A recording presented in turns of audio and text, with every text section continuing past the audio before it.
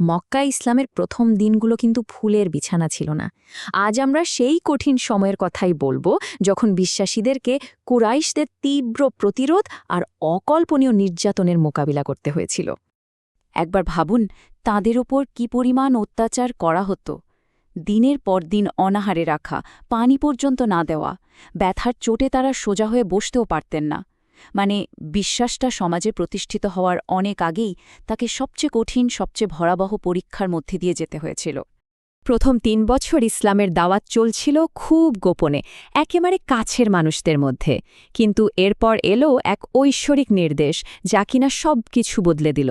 এখান থেকেই শুরু হলো এক নতুন প্রকাশ্য অধ্যায়। নবী মোহাম্মদ সাল্লাল্লাহু আলাইহি ওয়াসাল্লামকে আদেশ দেওয়া হল, আপনাকে যা আদেশ করা হয়েছে তা এবার প্রকাশ্যে ঘোষণা করুন আর আপনার নিকট আত্মীয়দের সতর্ক করুন। এই ঘোষণার মানে কি ছিল? এর মানে হল, মক্কার যে সামাজিক, অর্থনৈতিক আর ধর্মীয় ব্যবস্থা কুরাইশরা নিয়ন্ত্রণ করত, যার মূলে ছিল মূর্তিপূজা, এই নতুন বার্তাটা ছিল ঠিক তার ওপর একটা সরাসরি চ্যালেঞ্জ। সাফা পাহাড়ের চূড়ায় দাঁড়িয়ে তিনি যখন সবাইকে ডাকলেন, তখন তার কথার শেষে একটা বিষয় একদম স্পষ্ট করে দিলেন।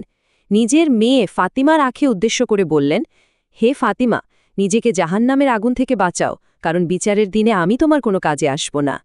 কি অসাধারণ একটা কথা, তাই না? বংশ পরিচয় বা স্ট্যাটাস, এসবের কোনো দাম নেই। আসল হলো ব্যক্তিগত বিশ্বাস আর কাজ।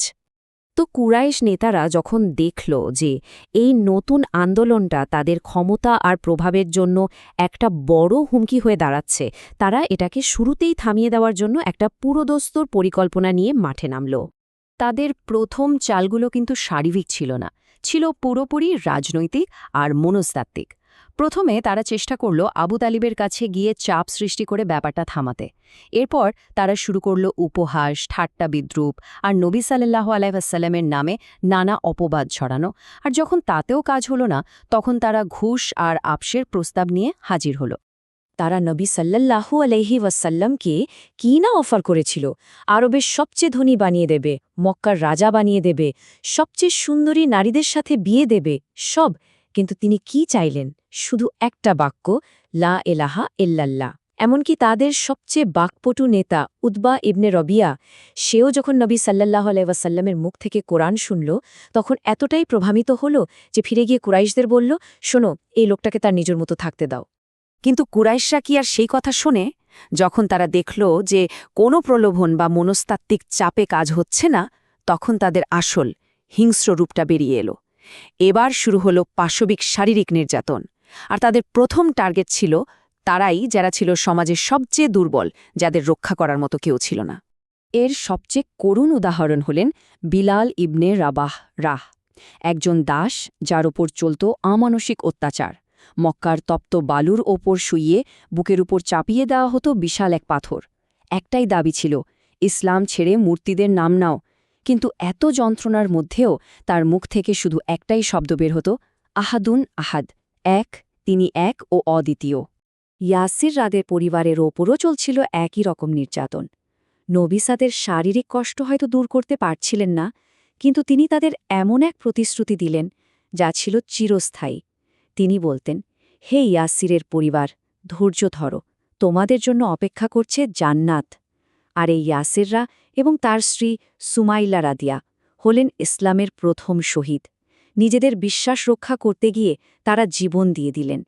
অনেকেই হয়তো ভাবে নবী সাল্লাল্লাহু তার গোত্র বনু হাশেমের কারণে সুরক্ষিত ছিলেন, কিন্তু সত্যিটা হল তিনিও সরাসরি শারীরিক আক্রমণ আর চরম অপমানের শিকার হয়েছিলেন। ঘটনাটা ঘটেছিল কাবা চত্বরে। নবী সাল্লাল্লাহু আলাইহি ওয়াসাল্লাম আল্লাহর সামনে সিজদায় পড়ে আছেন, গভীর ইবাদতের এক মুহূর্ত। আর ঠিক সেই সময় কোরাইশ নেতারা সেখানে জড়ো হয়ে তাকে দেখছিল আর হাসাহাসি করছিল। তারা এই পবিত্র মুহূর্তটাকেই বেছে নিয়েছিল চূড়ান্ত অপমানের জন্য। তাদের মধ্যে যে সবচেয়ে জঘন্য ছিল উকবা ইবনে আবি মুয়াইত। সে একটা জবাই করা উটের নোংরা নাড়ি ভুড়ি এনে নবী সাল্লাল্লাহু আলাইহি ওয়াসাল্লামের পিঠের ওপর ফেলে দিল। এর ওজন এতটাই বেশি ছিল যে তিনি সিজদা থেকে মাথা পর্যন্ত তুলতে পারছিলেন না। আর এটা দেখে ওই লোকগুলো অট্ট হাসিতে ফেটে পড়ল, হাসতে হাসতে একে অপরের গায়ে গড়িয়ে পড়তে লাগল। এই খবরটা যখন তার ছোট্ট মেয়ে ফাতেমা এর কানে গেল, তিনি দৌড়ে এলেন। কাটতে কাটতে নিজের ছোট্ট হাতে বাবার পিঠ থেকে সে ময়লা সরাচ্ছিলেন। একবার ভাবুন দৃশ্যটা, মক্কার সব বড় বড় নেতাদের সামনে একটা ছোট্ট মেয়ের এই ভালোবাসা আর সাহস। এটাই দেখিয়ে দেয় যে এই সংগ্রামের পথটা কতটা ব্যক্তিগত আর কঠিন ছিল। নামাজ শেষ করে যখন তিনি দাঁড়ালেন তখন তিনি বদদুয়া করলেন, কিন্তু তার দোয়াটা ছিল খুব নির্দিষ্ট। তিনি পুরো কোরাইশ গোত্রের বিরুদ্ধে বলেননি। তিনি বলেছিলেন, হে আল্লাহ, কোরাইশদের বিষয়টা আপনার হাতেই দিলাম। এরপর এক এক করে ওই নেতাদের নাম ধরে ধরেই তিনি আল্লাহর কাছে বিচার চাইলেন। এটা কোনো সাধারণ অভিশাপ ছিল না, ছিল নির্দিষ্ট অপরাধীদের জন্য ন্যায় বিচারের আবেদন। নির্যাতনের মাত্রা বাড়তে বাড়তে এমন এক পর্যায়ে পৌঁছল যাকে ইতিহাসে আমুল হুজন বা শোকের বছর বলা হয়। এটা ছিল এক ভয়াবহ সময়, একদিকে সম্পূর্ণ একঘরে হয়ে যাওয়া, অন্যদিকে প্রচণ্ড ব্যক্তিগত হারানোর যন্ত্রণা।